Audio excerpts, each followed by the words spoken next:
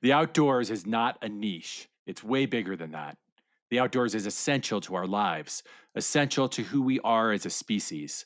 And as the world continues to get smaller, as new advances in technology push us to the limits of the planet, the outdoors is more important than ever. Open Container is here to explore this new idea of the outdoors. We'll strive to uncover stories about creativity, adventure, conservation, politics, and the people who make the outdoor space so vibrant. The world is full of anxiety right now. Climate change, politics, cultural upheaval. But fear not, there are answers in the outdoors. I'm Doug Schnetzpahn, and on this show, we will talk to people who are looking to nature to find the solutions we all need. We will be having honest conversations about how the outdoors can change us, how it heals us, how we learn from it, and how we can build a better world from what we learn about being outdoors. So please join us, open the container, and find out what's inside. Let's get some. Open Container launches January 21st. Find and follow the show on Apple Podcasts, Spotify, or wherever you get your podcasts.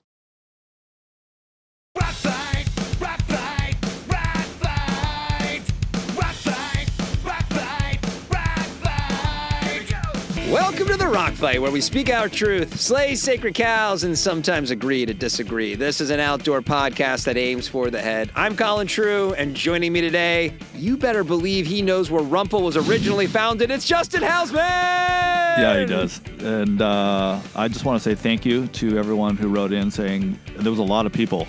More people than you could possibly count, more people than you could imagine wrote in and said, you know what, Justin was right, Rumpel was founded in San Francisco. So I just want to thank each and every one of those lovely, beautiful people. Can you show me where these emails exist? I don't believe that's true. It might be true. Could be true. If you missed Monday's episode of The Rock Fight, we ranked our top 5 gear brands, and we talked about Rumpel for a minute. And Justin corrected us all and said it was founded in San Francisco, and we all told him he was insane, and he was right. You made fun of me. This guy doesn't know what he's talking about. Turns out I was right. He was right. Thank you. Israel, I think his Smartest name was. guy in the pod.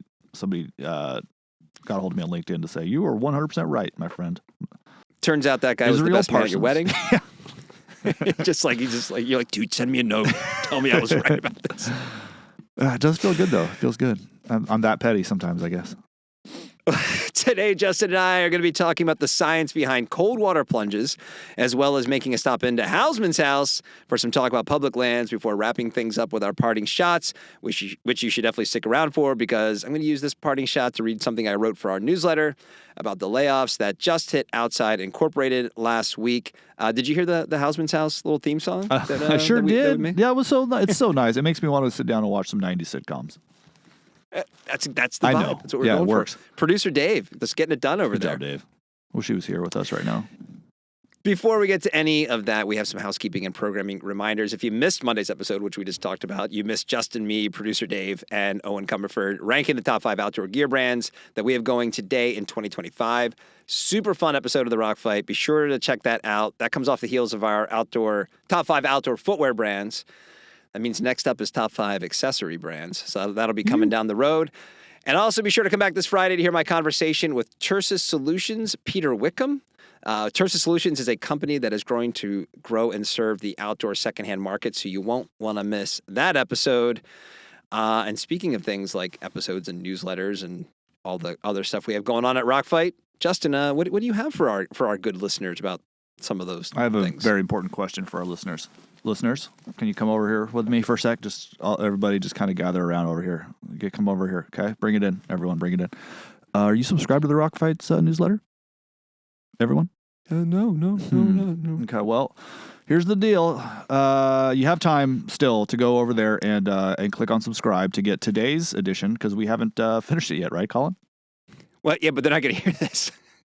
I am so bad at this temporal understanding. Well, it's in the script, that's fine. Yeah. Anyway. But you still have time for next week. You have time to get it for next week's edition. That's right. So that idiotic babble aside, you should subscribe to the Rock Fight newsletter, because you're going to get right there on your email client. Client. Is that still I think that's what we still call it an email Your client? email client of choice. Some original content from occasionally me, always from Colin. Producer Dave chimes in. Owen Comerford writes some stuff for, well, does he? I don't know if he has Yeah, yet. but he will. Schnitzbahn has, He though. will. Doug Schnitzbahn, Wes Allen, Shantae Shantae Salabert. Salabert. Yeah. All kinds of wonderful folks are contributing to the newsletter, so you don't want to miss that. There are dwindling places for you to get fun outdoor content these days. That's a little bit of a foreshadowing to Colin's parting shot. So you're going to want to get it where you can, and why not get it from the Rock Fight? Because we're doing it better than anybody else, quite frankly. What else am I supposed to That tell is them? true. Oh, yeah. So head to rockfight.co, click right there on the little pop-up that pops up. It says join the mailing list, and you are good to go. Also, if you are new, or even if you've listened to us from day one and you have for some reason forgot to follow and subscribe and give us a 5-star rating, whether you're new, whether you're old, please go ahead and do that right now. Just take a second, or after the pod is over, whatever makes the most sense for you in your life. We don't want to tell you how to live, but we do want to tell you to like, subscribe, and 5-star rating us. And on that note, our top story today is presented by your hub for ultralight gear, Garage Grown Gear. Head to garagegrowngear.com. Check them out. And our story today is about cold water plunges because according to an article on newatlas.com, researchers have taken a closer look at the effectiveness of cold water immersion to try and determine if there's truly any scientific truth to the claims that sitting in an ice bath or taking a cold shower can have a positive effect on your health. Mm-hmm. They looked at 11 different studies that have come out over the past decade or so. And it was a pretty long article. The summation of it really is that researchers found little evidence that there are long-term benefits to be found. There were some short-term benefits for specific individuals or specific purposes, but largely it looks like it's not a lot of upside. And I wanted to talk about this today with you, Justin, because you see people in the outdoor space talk about cold plunges a lot, whether it's in a river or in a tub or whatever. And I understand that there are those on an individual level that love it and find their own benefit from it. But it's become a marketed thing now. Mm-hmm. There are products to buy. There are articles that are written that are like very subjective, but Well, I've written them. I've written some of them. I'm excited to hear what you have to say about this because there's mounting evidence that it could be misleading at best. So tell me about what you've written about cold plunges. What do you think about this? I've always been a little dubious at the about the like health benefits, just because it feels like if you dig deep enough into anything, there's potential health benefits. And I wrote quite a bit when Wim Hof, the Norwegian, is he Norwegian? When he first started, I'll fact check. yeah, that. when he first started making a name for himself as a cold plunge guy. Dutch. Okay. I think at AJ we did. I was writing for Red Bull at the time, so I wrote some stuff for Red Bull about it. I covered him at Surfer Magazine. Like Kelly Slater got really into it. I think Kelly Slater and Wim Hof are buds. And man, it really took off in the surf world. I'm sure it did in the rest of the action sports world, but somehow it had like I mean, honestly, like in a action sports environment where people aren't necessarily big into training, something about this like really took off. And I don't know if it's just because it was like you're in water, I don't know. It's like a more visceral sort of thing than going to the gym. I have no idea why. But man, it really took off. And I remember the upsides were supposed to be something to do with like developing brown fat. I didn't read this New Atlas article. Does it talk about that?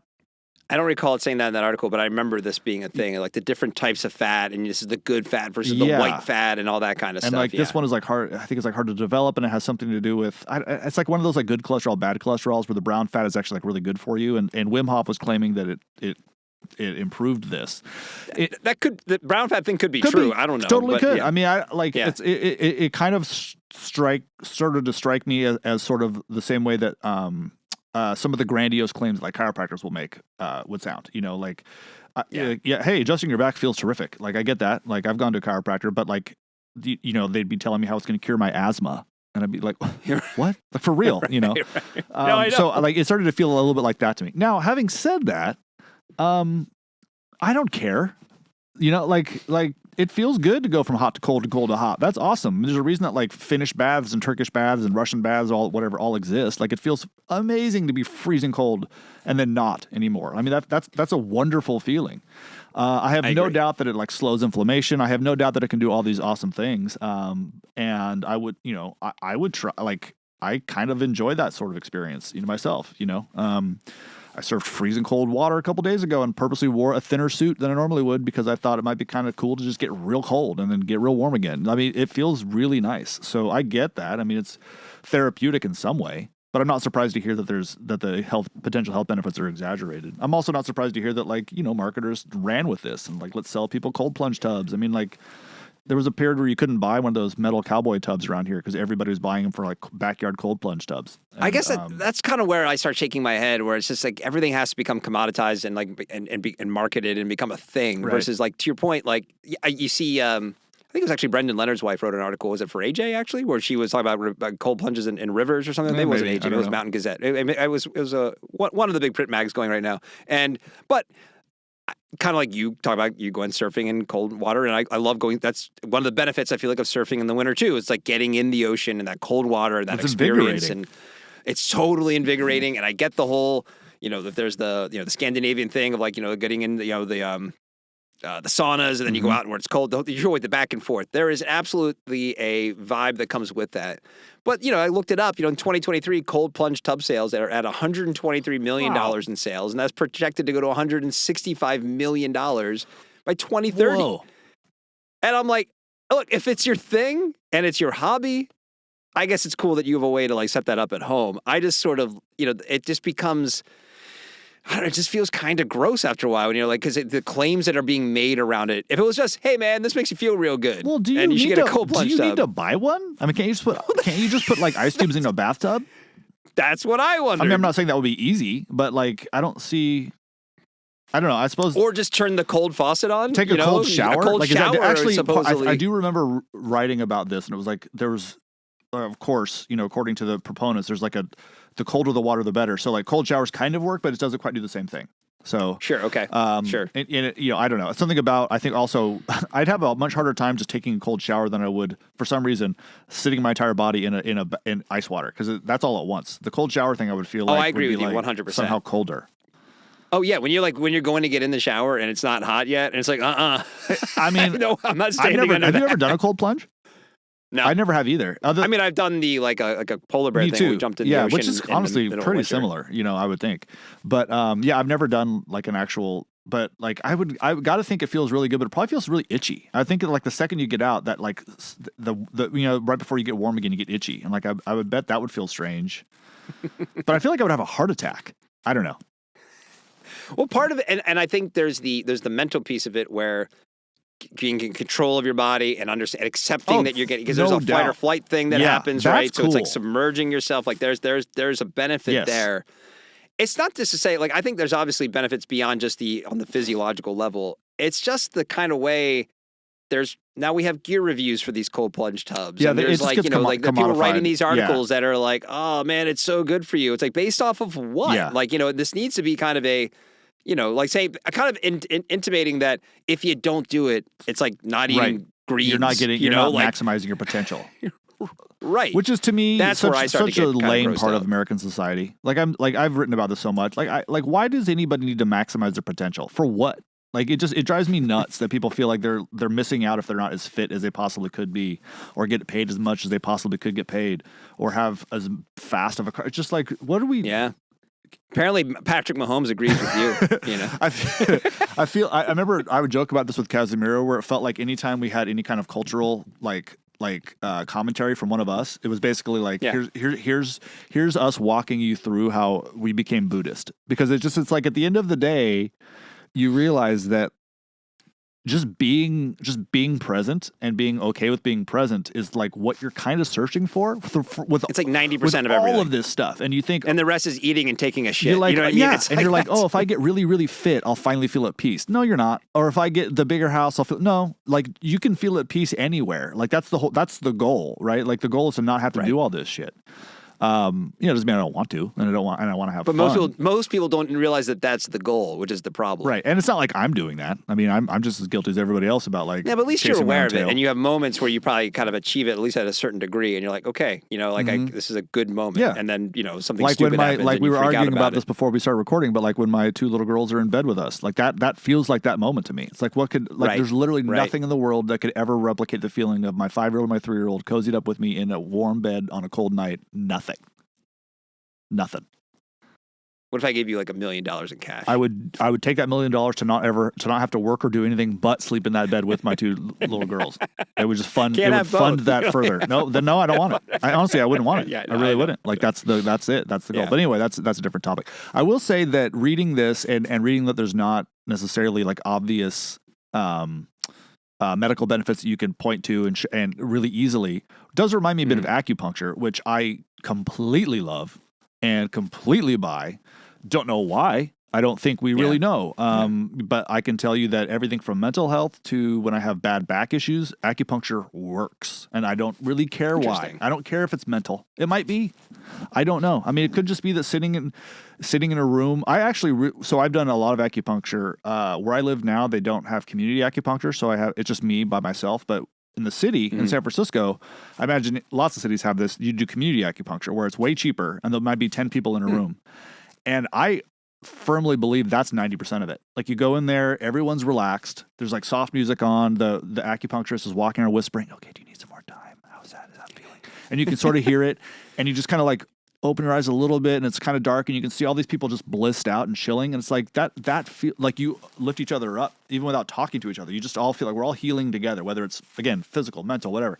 And like I'm sure there's no science that shows why that works, but it totally does. Well, do you think it's the acupuncture, or do you think it's more the collective effort? That's what I mean. It could very well be that. Right, yeah. I mean, but I feel it to a certain degree as well when I go by myself. But it's not quite the same. And I can tell you, I've walked in with like back spasms where I couldn't really like move and gotten up and walked out just fine. That has happened. Doesn't happen every time, but it's happened.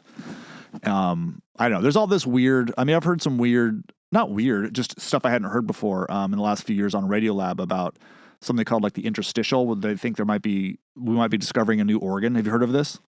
No. It's like a system of, I don't even remember what if it's like nerves or cells or something like right below the skin that seems connected to everywhere else on your body, and we're kind of just now figuring out what it is and what it does. And when you read that, you're like, oh right, that's probably what acupuncture is tapping into. Like there is a network of connections throughout your body, and like. Right. You know, I don't know. Anyway, point is it reminds me a little bit of acupuncture, which I absolutely think is the coolest thing in the world. I mean, I can't speak to the acupuncture piece of it, but I do think on the community side, like that's something that's been discovered. Like there's been a lot of recent discoveries about like how objectively bad like alcohol is for you, right? It's like there used to be like, oh, you can have some and it's good for you. And they're like, actually, no, that's not true. It's not good for anything. But what is good is community, right? And Having being fun, with enjoying people. Yourself, right? Yeah. And there isn't a thing that gets offset where if you're hanging out with people on a regular basis. You know, maybe not getting blackout drunk, but having a couple of drinks, it's kind of like there's where the positive energy comes from of like being with community and what that actually does for you. I mean, this is right in line with the doctors being like, you should go mountain biking, or, actually you should get your heart rate up at least 30 minutes every single day because you need that for your anxiety or whatever it is. And I think that is I guess that's kind of gets back to my point about why like this is kind of an interesting thing about the cold plunge. It's like, again, if it's your thing, then that's awesome. But and when it just becomes covered and talked about, I mean, like, I guess someone pulled the veil back for me on this stuff when I started working at GU Energy Labs. And like my first day, and you're going in, and I was all into endurance sports and like mountain bike racing. I'm like, oh, I'm going to run an ultra marathon. And the lead scientist at GU is like, yeah, man, like a Coke's the same. It's kind of like having like a Snickers is just as good. Yeah.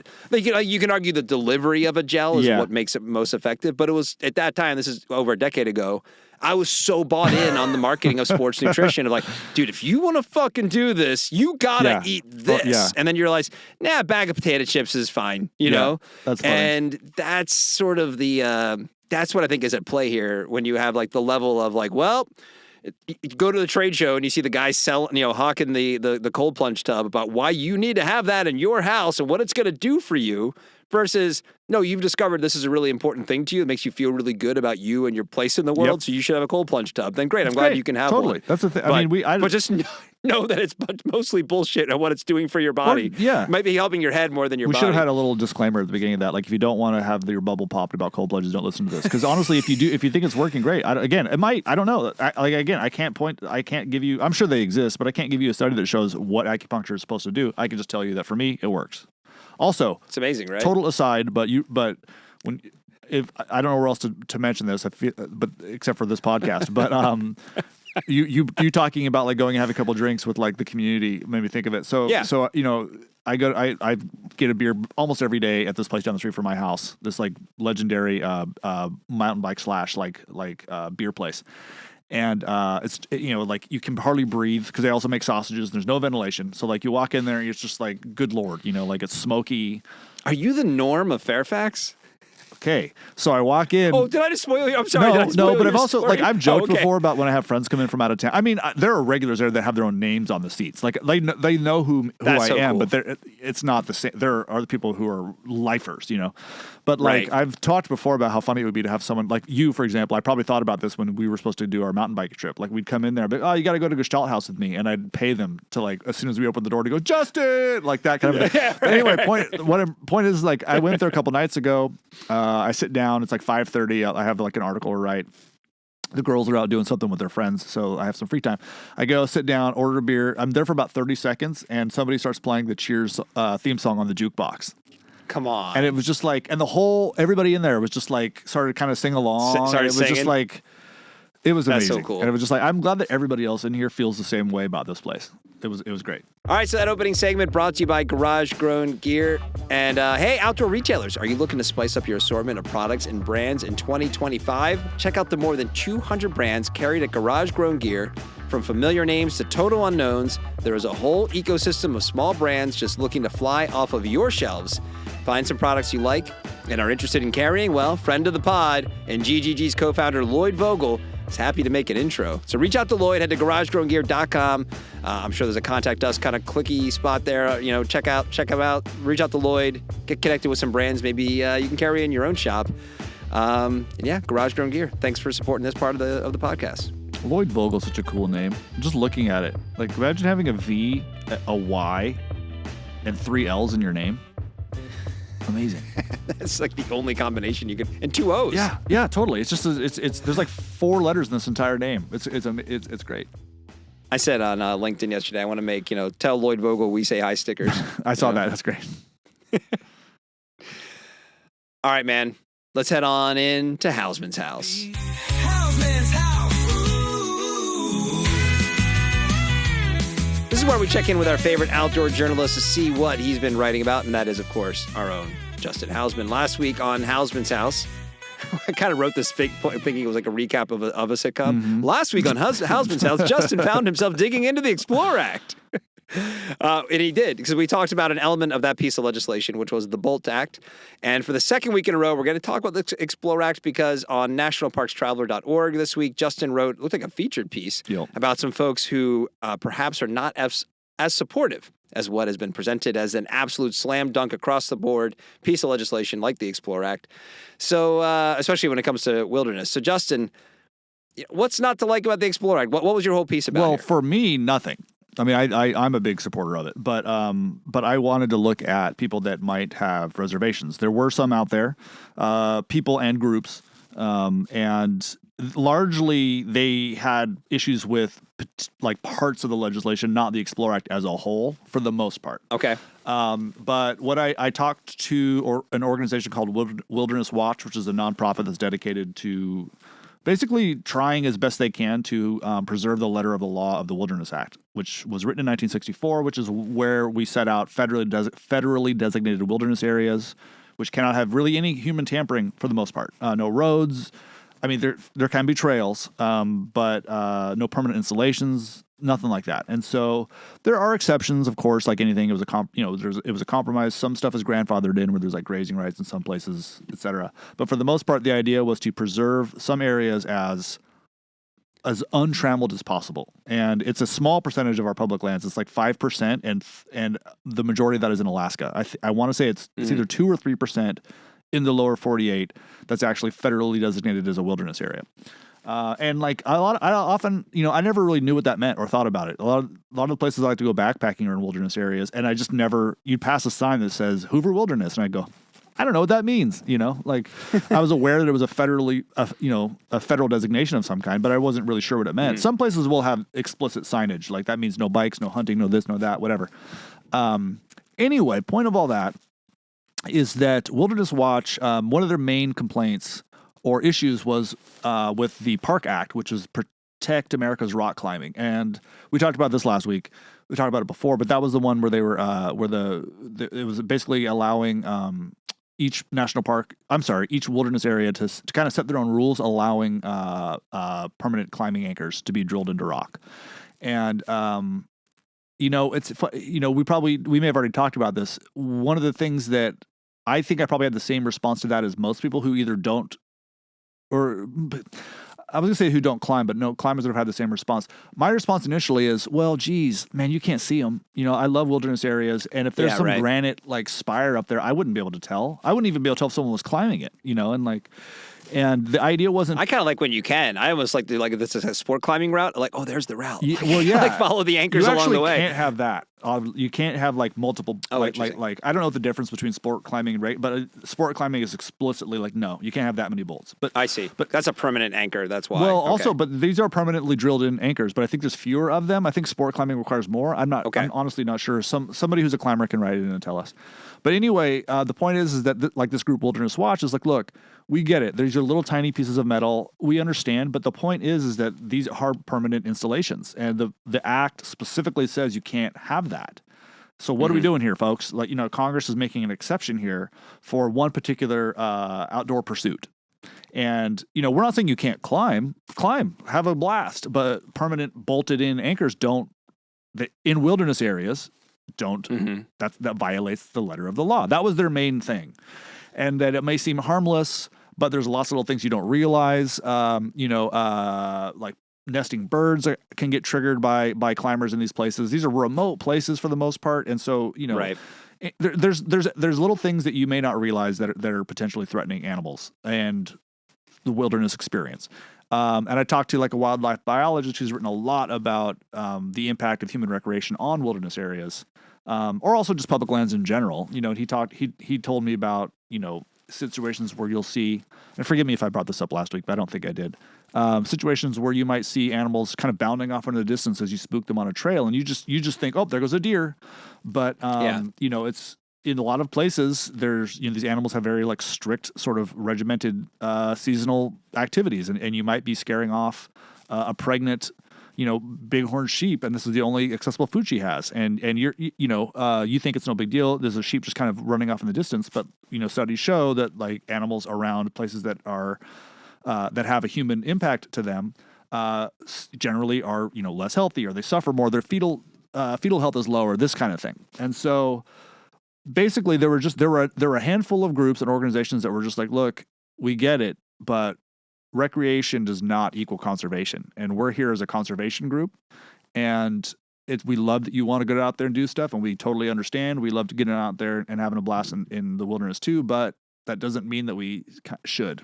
That was kind of their point, is that like, what the Explore Act does is anything that's promoting more outdoor recreation is inherently consuming something, right? Like the more people you get out there, the more people on the trails, like we're all doing such a good job of really promoting this, the more you do start to erode a true wilderness. And I don't know where I stand on that, because to me, it feels like very much buy into the more you show people how important these places are, the more they're willing to want to try and preserve them and protect them. And most of the people that I talked to for the piece that were on the pro Explorer X side said that same thing, right? Like I didn't care about conservation until I started climbing. And I get into these places and I see these animals and I see this nature and I think, holy crap. And now I've dedicated my life to being a sustainable climbing advocate or whatever. And this happens a lot. Yep. Right. And I would say the same about myself. I never really thought much about ocean science or ocean conservation until I started surfing. I didn't think much about, redwood restoration or anything like that until I started backpacking in California and all these sorts of things. And so, to me, I still feel like it opens the door for more protection rather than consumption. But I get it. I understand this point of view, and it's certainly interesting, and I think it's worth pointing it out. So that was the point of the story. I think this is the conservation versus recreation thing. If you talk about all the silos that exist within sort of the outdoor space, and like we usually point to like, snowmobilers versus skiers or whatever, right? It's like, hey, the same resources you're going after, why can't you get along better? Even the conversation we had with Rochelle a couple weeks ago about the hunters versus human powered folks, the conservation versus recreation one might be the toughest one, right? Because there's so many things that align, but then there are very hardcore conservationists who are like, you will not put a trail anywhere, sir. That kind of vibe. And then there's obviously people who are like, hey, let me go outside and play. This is, my happy place. And finding probably common ground with those two groups might be the toughest. I'm kind of with you. Like, I hear everything. It makes all the sense in the world. And I like knowing those things that you just said about, hey, you might be disturbing things in a way that you didn't realize you were disturbing them. But it does feel like you're getting kind of nitpicky too. In a lot of these places, like there's just no one around, even in a quote unquote busy wilderness, right? Like so I don't know. Like that's. And obviously, it passed with flying colors, Right. the Explorer Act, and across the board. So it's not like nothing was holding it up, or this wasn't a big contentious piece of legislation. So, which is why I think this is interesting, because it's kind of like all we heard about for a year was just this enormous support for this. Which is why I wanted to look into it. I also think that I shouldn't. I don't want to mischaracterize them. I mean, they it wasn't that they felt like permanent climbing anchors were this huge issue. It was more that that opens the door to other things. Like one of the people I talked about how she works in DC and is involved with I guess lobbying, and a lot of bills are presented that are about expanding bike access in public lands, and a lot. She's like, I don't know what stops someone now from making the argument that a bike should be okay on a trail out there. And Frank, it's like, I don't know, like. I think it should. Well, I mean, that's the thing. It's you really have to like wrestle with what matters to you, and what's important and that kind of thing. And so a lot of what they were saying was, now that you've made an exception for one particular outdoor pursuit, what's to stop you from making another one? And there are other things in the act that they were a little bit wary of. Like, one of them, I forget, one of the provisions like makes it easier to put in, cell towers in places. And I don't think there'd be a cell tower in a wilderness area, but if you have cell service in a wilderness area, what does that mean? Does that change your relationship? But there's just a lot of really thorny, interesting questions. And these are all things that we need to grapple with. Like, you need to work through it. And I hope that the people that wrote the parts of the, that wrote parts of the Explorer Act took these things into account, because these are questions we should be asking ourselves before we move forward with something. Isn't some of this like cart before the horse kind of stuff, though? I mean, like we're at a point where people are still realizing that like being active is a good thing. Yeah. Right. Yeah. There's many people who think that like it's fine just to sit around. I mean, and I'm not saying that with a lot of judgment, because it wasn't that long ago when we were just fighting to survive. Right. This is not right. 40, 50, even like beginning part of the 20th century, like recreation, like through activity. What are you talking about? So, like, don't we need to kind of get people, to your point about like people discovering conservation through recreation, feels like that's probably the smart path now. And then we can, not to say worry about it later, but also, I mean, there's an argument to be made. That's the entire point of the national park system. It's to put things aside to protect them, sure, but it's also, I mean, if you read their literature from what people were saying when they were first starting the national parks, a lot of it was about inspiring people to protect places, and so that's the whole point. But at a certain point, if I was part of I cite some studies about like how many millions of people went outdoors, and it's like I want to say it was in Yellowstone. They got 300 and something million visitors in a year, and it's like that's basically all of them. That's like every American that's going. The country, and it doesn't matter how much you try and shoehorn those people into certain places. Like that's gonna leave a mark. And like every little decision that you make, it's okay to have a car here, or it's okay to have a sign here, or whatever. These things trickle down. It's really difficult to see it holistically, I think. Yeah. And that's all these people were saying. Like, let's take a 30,000-foot view of like what we're actually doing here. So again, I don't. I tend to come down on the side of more recreation is better.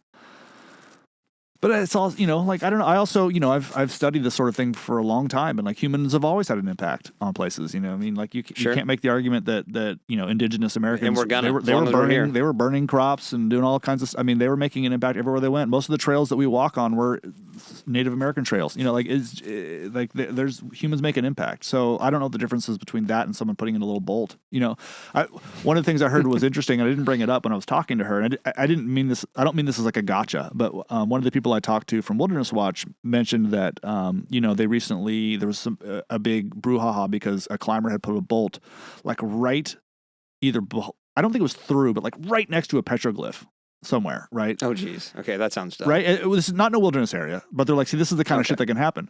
But as she's telling me this, I'm like, but somebody carved into that rock, like. Someone else carved into that rock. Right. We've determined that's okay. That carving's okay. Yeah, it's just interesting. This is right? not. I'm not coming down on the side. It's just an interesting thing to play with and to think about. Like we get enraged at graffiti on rocks and places, but then like we also like pay money to fly to places to see painted to see this sort of stuff. Right. A painted rock. I want to see that. So it's just like it's interesting. It's I think it's a worthwhile debate. Even if it's not a debate, it's a worthwhile conversation to have. Did you you talked to Jessica Turner from the Outdoor Rec Roundtable about this? Did you get the chance to ask her, like, pose some of these and examples to her? And they, she was surprised. She actually was surprised to hear of because it was so unanimous. Like her first reaction was, really? Like, I didn't know there was anybody that was opposed, Right. And which I get, because she's in the belly of the beast, right? Like trying to move this legislation forward. And so I'm not surprised to hear that. But I put the questions to her. And she said the same. I also talked to Access Fund. They largely said the same thing. Like, Access Fund is very dedicated to teaching people sustainable climbing techniques. Like we monitor things like bird nests. Like, we know where birding areas. If a popular route, if a peregrine falcon decides to nest at some popular climbing route, we will be like, nope. Like, we're telling all our members, you don't climb there right now. Like, they do this on purpose. To try and protect these areas. Okay. Like, they consider themselves dedicated stewards. And Jessica I don't know if Jessica's a climber, but she kind of alluded to that as well. And that, all in all, it looks like a bigger picture win for folks that want to use public lands in a safe and responsible way than it is a detriment to the wilderness areas. But again, it just depends on what side you come down on. If you're a big proponent of completely untrammeled wilderness with no human impact at all, you're not going to like outdoor recreation, generally speaking, probably. You're listening to Rockfight Radio. Hey, ladies, germs, and groms, it's DJ CT, and you're listening to Rockfight Radio. Get ready for more of that whole foot comfort from Fitz, because we have the follow-up to their massive hit single, Bold Sock. Here it is. Let's drop the needle on So Many Fits. There's a fix for the snow, the road or the trail. Like picking a salad from romaine, iceberg or kale. From small to double XL, every size in the line. Custom comfort dressing fits every time. Cushion so thin, you barely know it's there. Or max out the padding, warm beyond compare. Boots to no shows, invisibles too. Whatever you're after, there's a fits for you. So many fits to fit you just right. Whole foot comfort, day or night. From the heel to the toe, the solid to the fair. Like a sock custom made for you to wear. Oh, so many fits. Yeah, so many fits. No matter your size, no matter your style, fits will take you mile by mile. With cushioning choices and sizes galore, slip them on once and you'll ask for more. And now, back to the show. It's time for a party shot. All right, so we're kind of moving into our parting shot right now. It's a little different than we typically do it, because I wrote something for our newsletter, which came out yesterday when you're listening to this, and I want to read it for our parting shot. One, there was some news last week that Outside laid off pretty much, which is reportedly, I mean, just from, I got probably close to a dozen messages about this. They say almost the entire editorial team at Outside Magazine was laid off. Obviously, they're not putting out press releases or verifying this, but that is just sort of, chalk this up under just people who know, who are reaching out. But, and we didn't want it to go uncommented on. So I'm going to read what I wrote for the newsletter, and then I definitely want to get Justin's thoughts on it as well. So a little bit of a different parting shot, and then Justin could do his parting shot, which I'm sure will be just as, deep as this when we get to it, I hate the color orange. Damn it. So this was called, the Denver Ship of Theseus, and this is what I wrote. Are you familiar with the Greek paradox known as the Ship of Theseus? It's a long story, but the summation goes like this. If one replaced each plank of the Ship of Theseus with a new piece of wood every time it began to rot, there would eventually come a time when all the planks had been replaced and none would be the original ship. Does this mean it's still the same Ship of Theseus? And I was reminded of this paradox this past weekend when I started receiving emails and texts from those in the outdoor media scene, all letting me know that sometime last week, Outside Incorporated had laid off a significant portion of its editorial team. I thought of the Ship of Theseus because even though the logo remains the same, and they still call themselves Outside, it sure doesn't feel like the same company anymore. That's not just because they laid people off. I'm generally pretty forgiving when brands and companies, when that choice is made, because it's one of those terrible things that no one wants. People don't want to lose their jobs, and companies don't want to be in a position where they have to take those jobs away.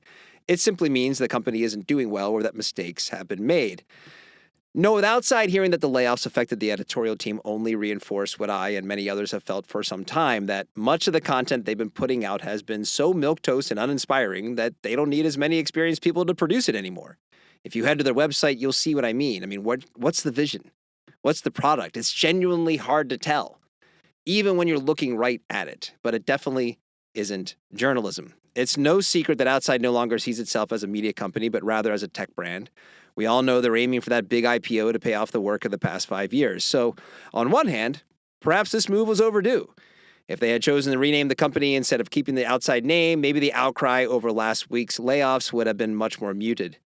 But even though things haven't been the same for a long time, they still call themselves Outside, and they still use the same logo. So it's hard not to see them as the thing we all used to love, while also lamenting that it's no longer what it was. So, much like the ship of Theseus, at what point did Outside cease to be what it was and become something entirely new? And really, it doesn't matter, because I think we just need to stop thinking about them the way we used to. That ship has sailed. So that's what I had to say on it. I don't typically like to talk about layoffs, like I said. It's just kind of like, I don't know, man, blame capitalism. It happens. It happens. The things we talk about, there's not usually a lot to say. No one's going to come on the pod and say, yeah, we laid a bunch of people off. Tough. That's not going to happen. But I do think when it comes to Outside, and we've talked about them a lot before, and we just had a member of their core on last week, I definitely wanted to say something because we heard from a lot of people about this. So, I don't know. What do you think, man? First of all, that was really well written. That's nice. That's a good Thanks, piece. buddy. And well read, too. Aw. It's nobody's fault, I don't know. This is a big one. This is a pretty big blow. This feels like when, I was at Surfer Magazine when they furloughed everybody and stopped producing anything, and Surfer's Magazine's been around a lot longer than Outside. And there's so many people where you want to point fingers, but what it really comes down to, obviously, is just shifting media consumption. Outside didn't do anything wrong. If they stopped producing long form articles, it's because it stopped being profitable for them to do it, right? Is that their fault? No, I don't think so. What's interesting to me is working in our space where we're completely independent. Same thing with Adventure Journal, really, but more so with Rockfight. We hear almost nothing but people wanting to hear stories about outdoor things. People are dying for it, right?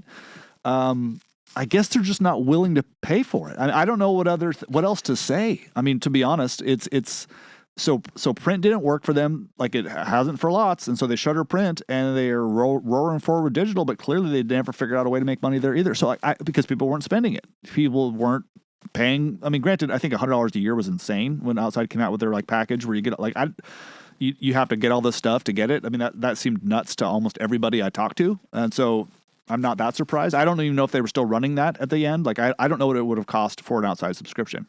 But I see this happening all the time. I don't know where I would go in the surf world for new, great community-based news.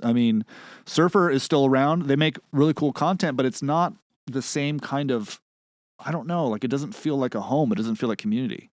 And that's what Outside kind of was. And that's what I think the outdoor industry really needs and wants. Or not the industry, the outdoor community. World community, yeah, right. So it's there, it's out there. And maybe it is just everybody's going to give $5 a month to the one media company they like, or to two or three, Obviously Escape Collective is doing really well.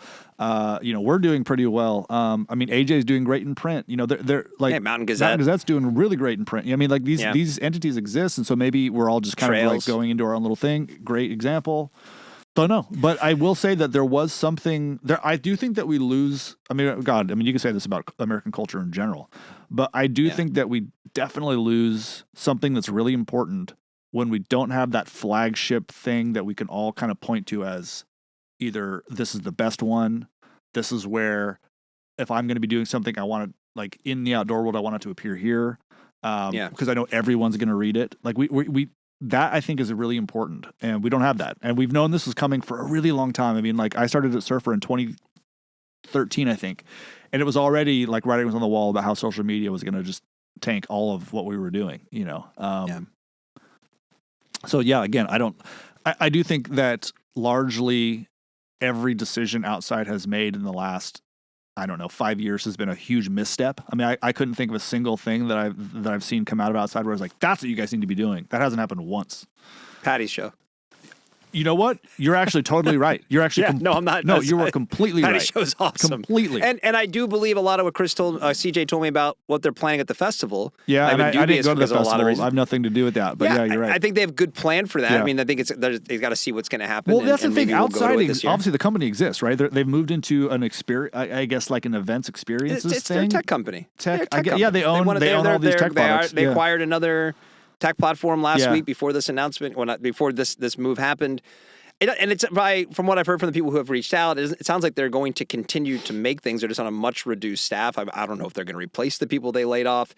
Well, It's you just, can't make good content with one person. But they haven't been. I mean, just go look. That's what I'm saying in my Yeah. piece. Like, go look at their site. I mean, everything. It's the barest. What's their product right now? When you're looking at the what they're producing on a Right. daily basis. Now, I'm not talking about Gaia. I'm not talking about the technology stuff. When you look at the content they're writing. Yeah, you probably can do that with a skeleton crew because it's just like not a lot of great stuff, and it's just not that interesting, and it's very thin top level stuff. And the reason why people I think have been struggling with this is because we used to get again like the Into Thin Airs and the Perfect Storms and all of this like the leg into the wild like these kind of seminal pieces of our adventure community came out. I mean. They had one not that long ago where they chronicled what happened with like Charlie Bartlett, the guy in Yosemite. Like, I mean, that was a really well done piece. And it's if this is the way they're going, it's okay. I think the reason, like kind of like I was alluding to, is like the reason people have a tough time with it is because it still looks like outside. You go to their website and there's the logo. It's disappointing. Like, we all kind of have to get over it at some point. It's like it's not what it used to be. And what it will become or what it is will be determined by the more moves they make. But I feel for the people who lost their jobs. I feel for them having to go through this. That sucks. But I guess I will say that like we said a zillion times, and I suspect people are doing this because Mountain Gazette's doing good, AJ's doing well. These sorts of things are happening. So, but like you can't. Like, I don't feel like I'm lamenting the passing of something because outside already, as far as I enjoyed it, has been gone for quite a while. For quite a while. So it's not like same. I feel bad for the people that were involved and like the legacy of it. Yes, but it hasn't been something I've wanted to financially support for a really long time. There just hasn't been any reason for me to do it. Same. But I subscribe to Mountain Gazette. I subscribe to Adventure Journal.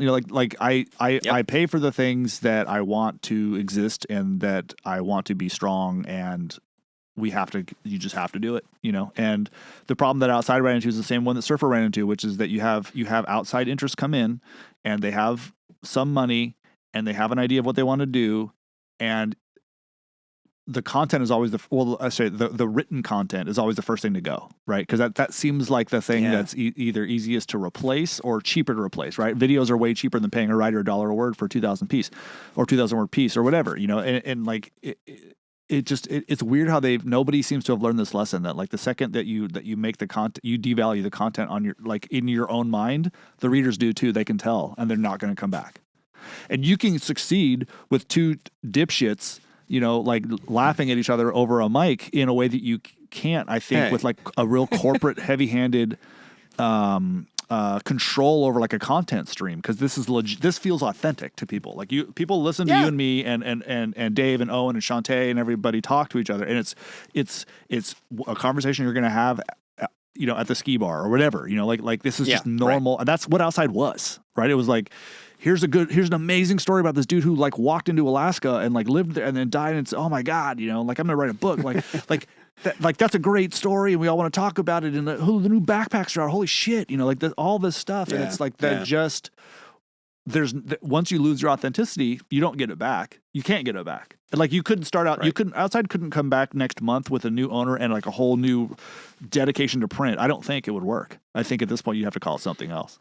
Once you lose that authenticity, you've lost everything, as far as I'm concerned. It'd be challenging for sure. I mean, I think people will judge you on the content. I mean, it's not that different from a lot of like the brands we give shit to here as well. Like it depends on like what you're making and what and I don't know. I kind of see it as the authenticity thing plays with this audience, whether it's you're talking about a backpack, a pair of pants, or a magazine. Yeah.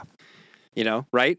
You may not like holding. I mean, and this is why like Rogie over at Mount Gazette is unapologetic about the magazine. It's like, yep, it's a giant magazine, and this is what it is. And if you don't like it, that's Dude, cool. I don't even read it's like, a lot of it. You know, I just like Right, I like that it but it's like- exists. You know.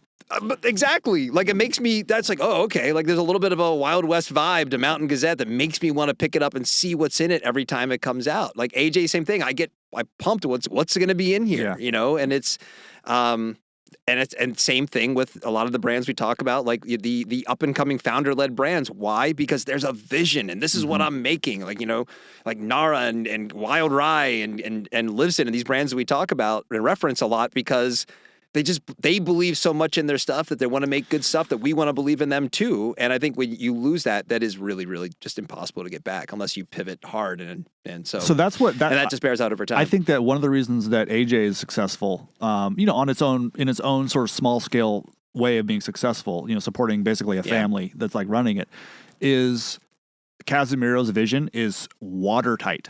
Like, he does not deviate. I mean, I make this. Yeah, you could rename it the Steve Casimiro Show. Honestly, yeah. I mean, like, right? I tell the story all the time. Anybody who's worked with Steven for a long time, he prefers to go by Steven these days. Steven for a long time will tell you the same thing, which is that, like, he is really hard to please. Not like in a personal way, but when it comes to work, right? Like. You know, you can have what you think is the best pitch in the world, and he'll be like, yeah, we covered something like that 3 issues ago. I just don't know. And you're like, what? But he's right. You know, like he has a vision. He has a voice. You might not like that voice, and then you probably don't subscribe to AJ. But you know what to expect every single time. And that's one of the things that I really have taken away from my, you know, working with Casimiro for so long at AJ is that you have to stick. When I'm writing copy for Patagonia, I'm doing the same thing. Like, you have to stick with your confident, like, gut instinct about what is the right direction to go with something. That when you deviate from that, you dick around a little bit and it becomes nothing. And we've talked about this so often where outside tried to become everything to everybody, and then you're nothing at that point. Then you're nothing to no one. So it's like that's really, and that's why I think we're succeeding, right? It's just because we have you know, whatever it is, like, we have an authenticity, we have a vision of just kind of being honest about the way the outdoor world works and the outdoor industry works, and people are flocking to that, you know. So click follow on your favorite podcast app. Follow us on Patreon. Yeah. It's only $100 a month, and you'll get me blowing smoke up your butt all day long about all the cool things you do. That'd be good. Let's do Patreon if that's what it's going to be. You're doing great today. You look wonderful. Justin Housman or Stuart? That Stuart sandwich Smalley? looks amazing. Housman ASMR. Does that work? Does that sound nice? Like, would you like the beat? That was great. I'm into it. You don't need to worry. Can you send me some your voicemails? hair. You're a really special person inside. I can't even see the dandruff. Do you have a parting shot? Well, yeah, but I mean, like, how do I follow that? You could save it for next time. I could just drop the mic, you know? Honestly, I don't. You followed it up great. Okay, good. Because I do, but it's it's very silly now. I'll save it for next week. We can have a one parting shot. Yeah. All I can't talk about. I can't. I was going to be about, like, getting over when someone's trying to pass you. I'm not gonna talk about that now. All right. So we'll say that for next week. And it would have been even weirder if you went first. Then I'd be like, hold on. Yeah, wait a second. Yeah. Oh, good one. Yeah. Let me tell you mine. Yeah. All right. We'll save parting shots for next week. But I guess in that case, we'll wrap it up there. So everybody listening, we want your emails. We want to hear what you have to say. Send them to myrockfight@gmail.com. The Rock Fight's a production. Rock Fight LLC for Justin Housman. I'm Colin True. Come back Friday for my conversation with Peter Whitcomb. Come back next Monday where we'll be talking to Owen about something industry related. I'm sure it's going to be great. I'm sure whatever it is, it's going to be awesome. But thank you for listening. And he's back to take us out. Krista Makes is here like he always is to sing the Rock Fight song. We'll see you next time, Rock Fighters. Rock fight.